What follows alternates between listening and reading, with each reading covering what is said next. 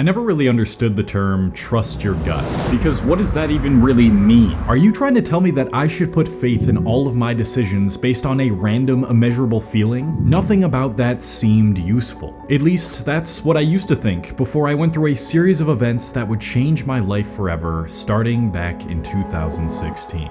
September 14th, 8:23 p.m. The blinds were shut over my second-story dorm room window. As the freshmen and sophomores that usually strolled around this part of campus were walking to their friends' dorms to get ready for another Friday night party, I was scrolling through my college's website on my laptop. The glow from the laptop screen in my pitch-black room revealed my distraught face. I had no idea what I wanted to do with my life. For the first 1.5 years of my college career, I had been a computer science major. It was rewarding and sometimes even fun, but the passion I once had for this activity started to slowly snuff itself out like a little kid trying to blow out a candle on their birthday. Well, I guess all those days I spent with my physics teacher after class in high school learning how to code a game were all for nothing then, I thought to myself. The page I was scrolling through was my school's list of majors. I knew I enjoyed technology, science, and art, but that only eliminated a few of the couple hundred majors listed for me to choose from. Making decisions had always been a difficult task for me, especially when it involved ones that could potentially change the entire trajectory of my life. I frequently had what is called analysis paralysis, which is a state in which you are paralyzed by the amount of hypothetical paths you could go down to the point where you don't end up making a decision in a reasonable amount of time. Or you don't end up making any decision at all. But I didn't have the luxury to choose the latter. It was either I continue pursuing a major that I no longer felt fully aligned with and run the risk of never truly enjoying the rest of my life, or find a more favorable one. I searched for the strength to act. I analyzed every single major, the pros and cons with each, how much money they would make me versus if I would really like them, until finally I came across one named cognitive science. And when I started scrolling through this major, what I felt was different. Sure, I thought most of these subjects were pretty interesting, but something about looking at this major specifically caused my body to have an intense emotional reaction. I felt a jolt of energy rush through my head until it eventually left through my fingertips and toes, and a little voice inside of me kept repeating, "Yes, this one," over and over. I was sure this had happened in my life before, but this was the first time I was made consciously aware of it, and that was the major that I ended up choosing. This event marked an important discovery that would change the way I acted in the world, the discovery of my intuitive self. 2 months since that event had passed by, and nothing about me really changed. I had held this discovery within the back of my mind, and was now slightly aware of when it would happen, but I lacked the information required to utilize it properly. But then, one day, as I was looking at my YouTube recommended, I saw a video pop up on my feed. It was titled, "How to Develop Your Intuition, a Simple Step-by-Step Process" by the YouTuber Aaron Doughty. And suddenly, there it was again. The emotional sensation, the shift in my heartbeat, and the natural gravitation to click on the video. It felt like the answer I was looking for all along presented itself to me without any external effort required. So, with enthusiasm and excitement, I decided to click on the video. He laid out a very structured and easy to follow approach to getting more in touch with this intuitive self. The first step was to meditate and become present. The second was to set an intention and know you will find the answer. And the third was to let go of the answer and become present to the feeling you would have if you already had that answer. Like some divine intervention had effortlessly fallen into my lap, I felt overjoyed. It was everything I had been looking for, and I didn't have to do my usual anxiety-inducing routine of straining endlessly for the solution to my problem. From this moment onward, I made a vow to myself. With every decision you make, employ these steps you learned, and always let your intuition guide you.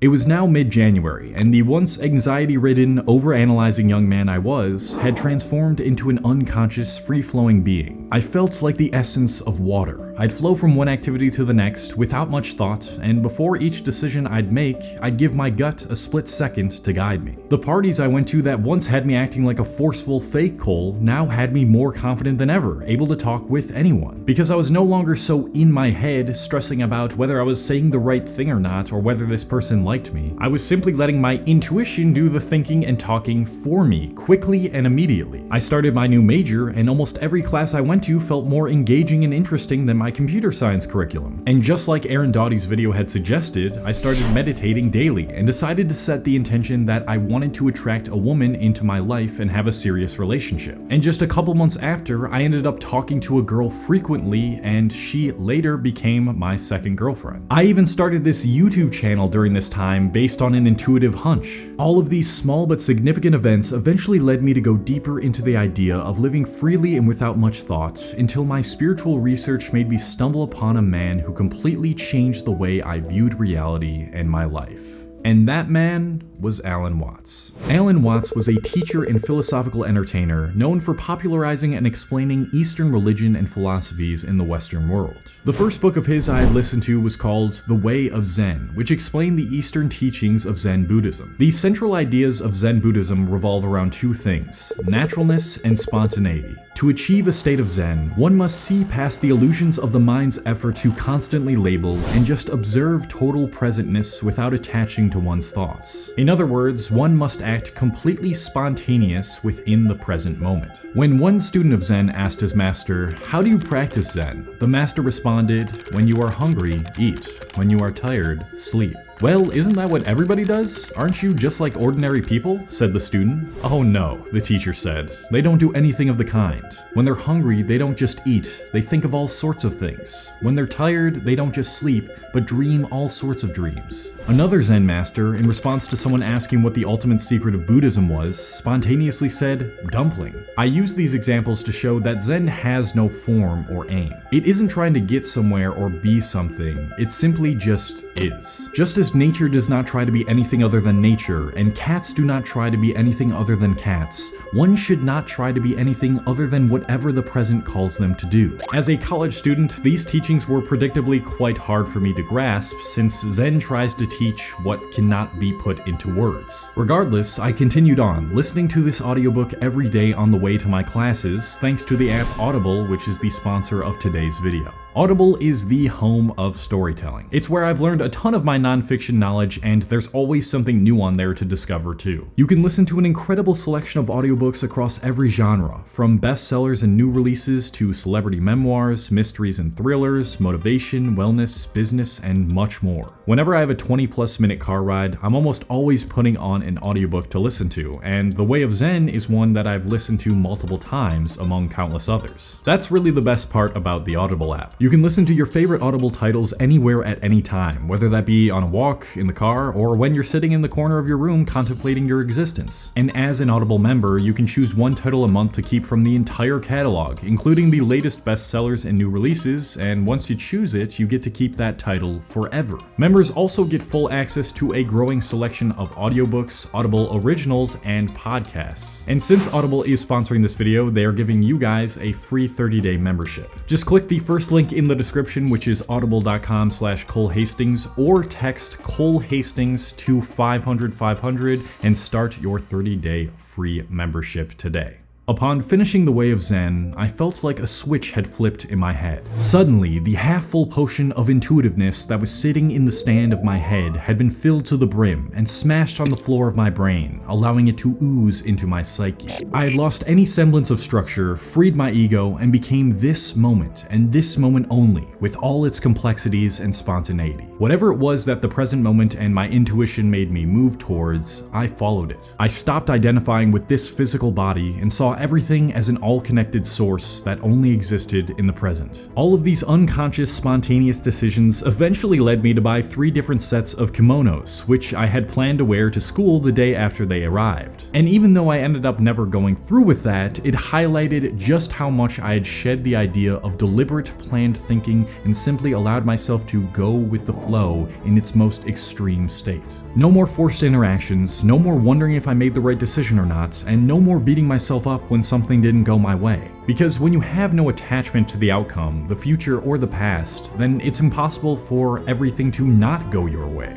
But then I felt something happen. The massive disconnection between my way of being and the modern Western world that is built upon planned action started to wear down my positive attitude. and that first manifested itself with YouTube. After a couple years of making videos, I was only at a few hundred subscribers. Part of me felt like my time would come eventually, but another part of me just wanted to run away from it all, leave society, and grow my own produce in a cabin in the middle of the woods. This unclear, split decision in my mind haunted me, because it was the first time since I had leaned into my intuitive self that I was questioning a decision and actively worrying about it. Next came my girlfriend. Something in me told me that maybe we weren't right for each other either, which was only further exacerbated by a couple shroom trip where I revealed to her that I was unsure of our future together. It was a full-blown existential crisis, but despite the confusion, I still let my intuition guide me once more, and stopped making YouTube videos for a while, and broke up with my girlfriend too.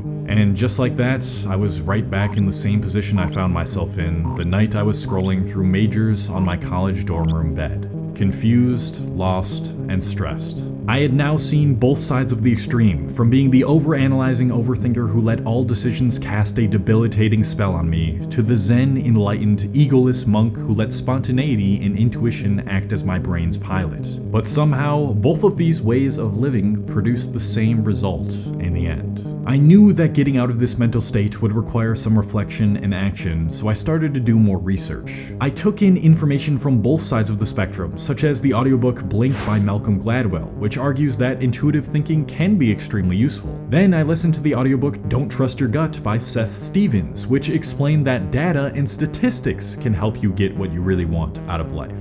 And throughout my research, I found that, like almost all things, the answer is invariably nuanced. But amongst all those things, there was one thing that was consistent, and that was the fact that intuition is a skill that can be developed over time. Let's say you're a new gym goer and you're trying to lift heavy weights. You're grinding out a hard set and you're starting to feel fatigued. Your intuition would tell you to stop right here, because it's not primed to push yourself to the absolute limit with your body's muscles. After all, lifting weights is a process of literally tearing down your muscle fibers to make them grow back bigger, and if you haven't pushed your muscles to that point before, your brain automatically sees that teardown as dangerous. But stimulating optimal muscle growth requires you to silence that intuitive voice and keep pushing to one rep before or at failure. But it isn't something we are innately gifted with. In the same way that the novice lifter doesn't know how to push themselves, I was letting my poor intuitive voice allow me to make rash decisions about my career paths. Sure, it happened to be that cognitive science was the right choice for me, but who knows if that was by chance, by divine guidance, or just because I had been focusing more on cognitive related things at the time, which caused me to have a bias towards that major. And wanting to stop my YouTube channel was the result of my brain's lack of patience and inability to think long term, not because it was truly the right thing to do in the end. A lot of what I considered intuition, that is, when I thought or acted a certain way without thinking about why I did, came from biased, conditioned, irrational notions. What I realized is that spontaneous unconscious action can be dangerous if you don't know why it's happening. And this is especially true in our modern world, where everything from the food we eat to the content we consume to the advertising we see is all engineered to hack our brain's intuitive response and get us to overindulge unnaturally in unnecessary pleasures. Hell, even changing the color of a product on a shelf in the grocery store has been shown to influence our intuitive purchasing decisions. So what may have worked wondrously for 12th century Zen monks whose primary worries were survival-based may not work as well for our now hijacked brains. But of course, that doesn't mean that this way of living should be disregarded completely. It just means we need to first ask why our intuition is leading us to go this way, evaluate our skill level in this area, and expose ourselves to more situations that we are trying to hone our intuition in. And by doing so, we can start to make what once took a lot of conscious, deliberate effort unconscious, like the master of the sword who can predict each of his opponent's movements without thought, or the seasoned businessman who can choose the right stock investment 85% of the time just through sheer feeling. When you're a young teenager like I was, your intuition is gonna kinda suck. It's gonna get you in all kinds of trouble, misguide you, and it's gonna make you consistently ask yourself, why did I decide to do that? But that's what makes it so beautiful. Life doesn't really make sense, and it's gonna beat you down pretty hard sometimes. This strange existence we are all taking part in is an interconnected playing of elements that we will probably never be able to understand through words alone. And sure, you may not always make the right decision, but if you own all of your decisions, they all end up becoming the right ones. So stay present and stay curious, Because life is not a problem to be solved. It's a reality to be experienced. Thank you very much to all my patrons on Patreon. If you don't know what this is, it's a platform separate from YouTube where I put out exclusive content. You can also talk to me on the phone there if you want to check that out, link in the description. If you enjoyed this video, you'll probably enjoy my short story videos with life lessons in them. They'll impact you a ton, and hopefully the intuition is guiding you to click right here to check those out. I love you guys. Thanks for watching till the end. Peace.